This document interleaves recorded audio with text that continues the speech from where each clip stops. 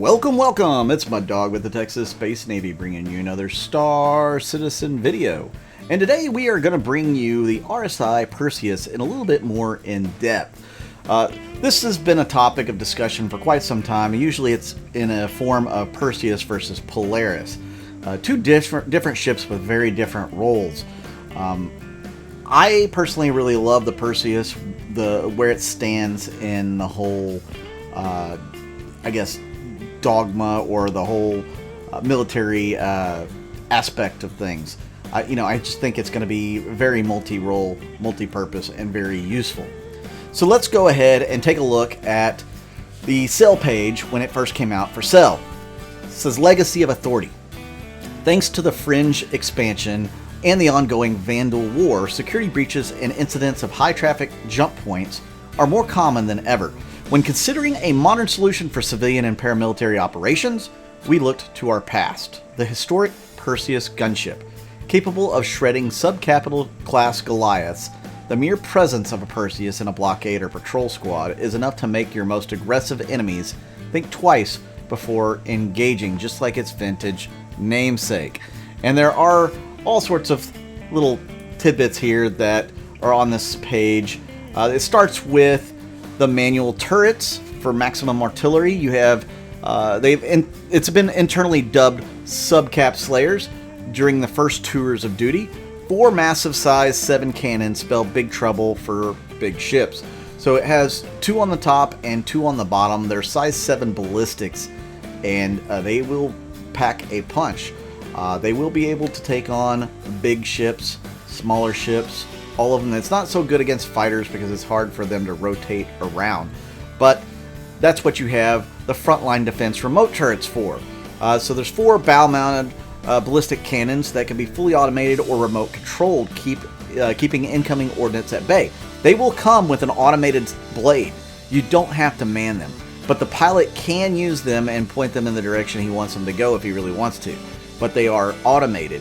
So they're size 3 ballistic Gatlins that will be able to put some fire on enemy torpedoes, enemy ships, etc. Speaking of torpedoes, this thing comes with 20, that's right, 20 size 5 torpedoes. Those are going to be very beneficial, especially if you're taking on those subcap type ships, anything up to like a hammerhead.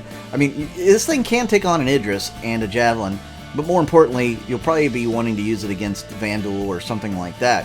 And this thing has some lore to it when it comes to taking on the Vanduul, which we will get into shortly.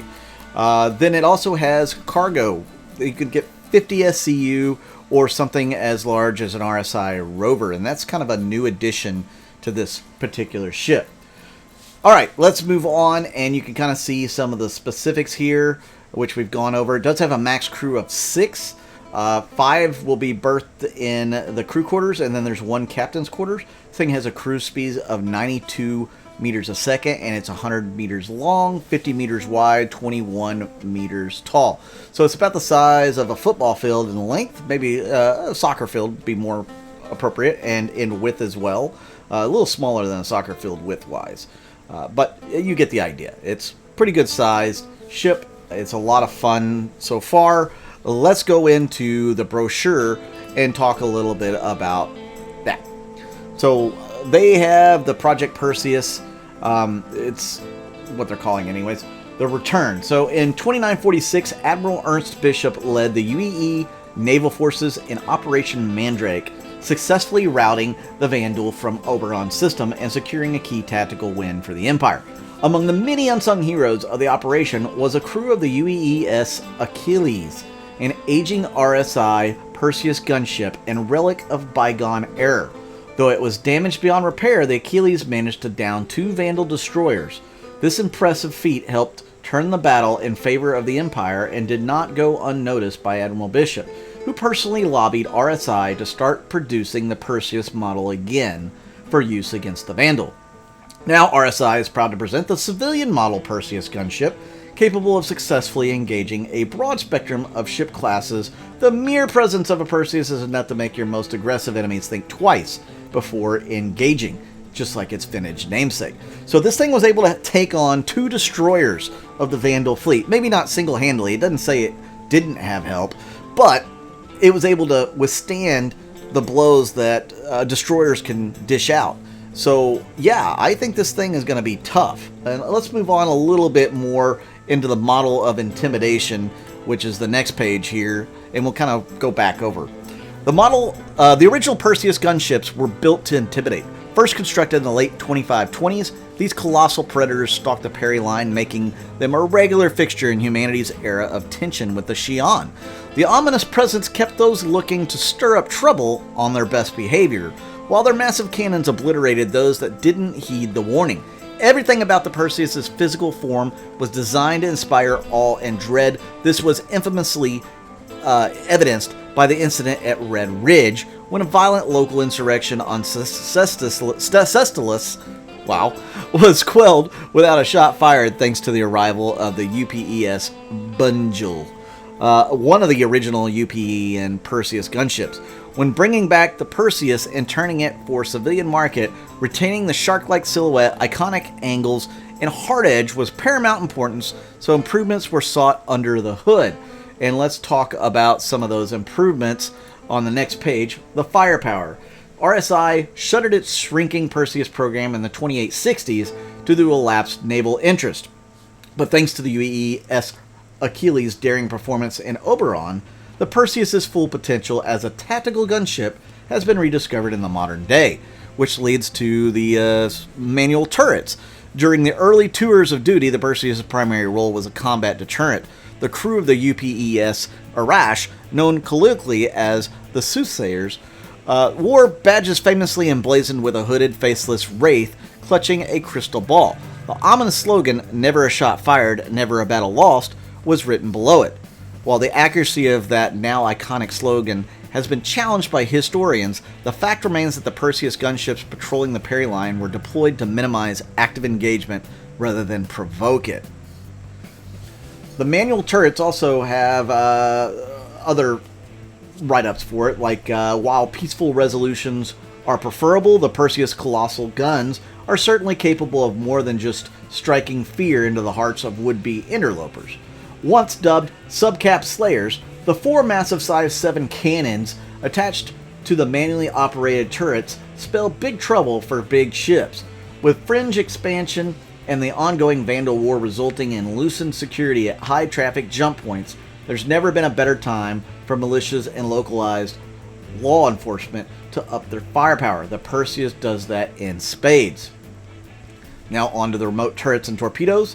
Whether on patrol, anchoring a blockade, or engaging in active assault, the Perseus's historically inspired onboard defense systems hark back to a time when human ships couldn't rely on shields to stay in one piece.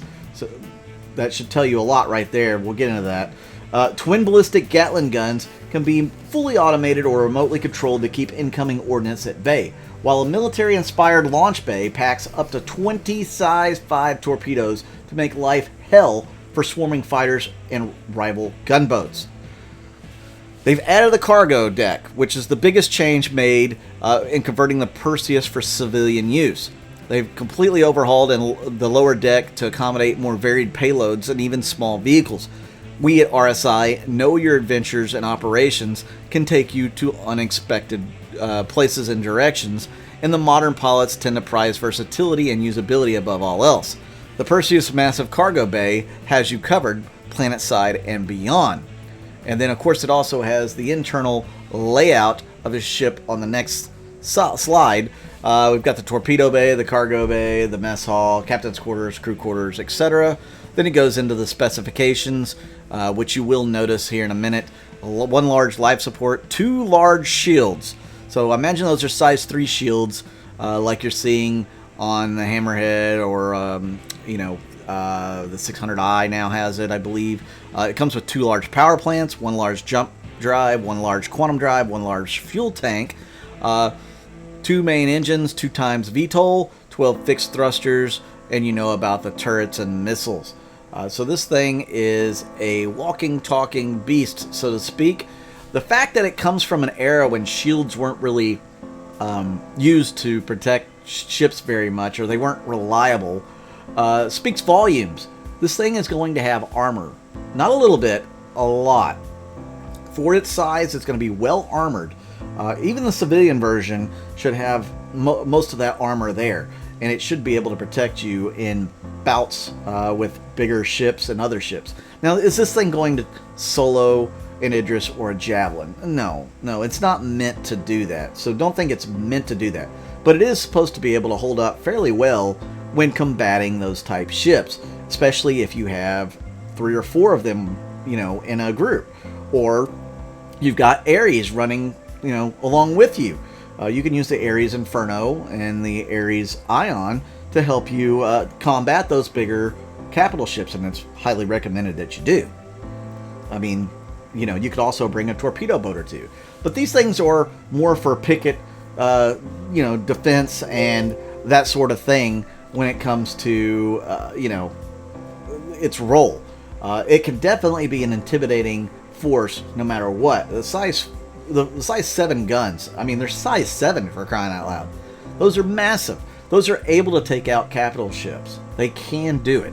If you have 4 or 5 of these in a group, and you know, maybe protected by a couple of hammerheads, they are going to be menacing. They're going to be nasty, and any capital ship is going to have to be weary of a group like that, or a squadron of Perseus, if you will. I know I will be with my org. So guys, what do you think of the Perseus? I think this is one of the most underrated gunships, most underrated ships in the game. I think it's going to be a beast when it finally hits the game and it comes out. I know I'm going to love mine, and a lot of people are going to love theirs. But what do you guys think about it? Is this a ship that you think is underrated as well? Or do you think it's getting its just due? Let me know in the comments down below. Did you enjoy the format of this video where I went a little bit more in depth on all the available information that we have for it? Obviously, there's probably information that I don't have for it that's, you know, hidden in the RSI CIG file folder somewhere. But yeah, this is something I'm really looking forward to, and I hope we get it sooner rather than later. I think this will be a great ship for any military-based org, or even any org that wants to have defense.